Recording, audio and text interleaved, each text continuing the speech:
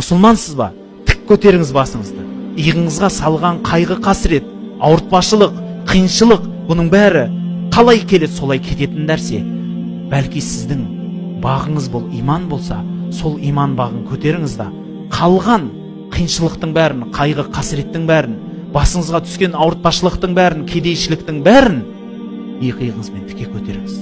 Алла тағала сондай тік тұрған адамды жақсы көреді. Басында қиыншылық тұрса да, Аллахым, сен бердің, өзің жеңілдігін бер деп, сенен басқаға қолымды созбаймын деп, екі аяғында тік тұрып, Раббым Алла, иманымды алмасаң, басқаның бәріне мойымаймын деген жігіттерді жақсы көреді.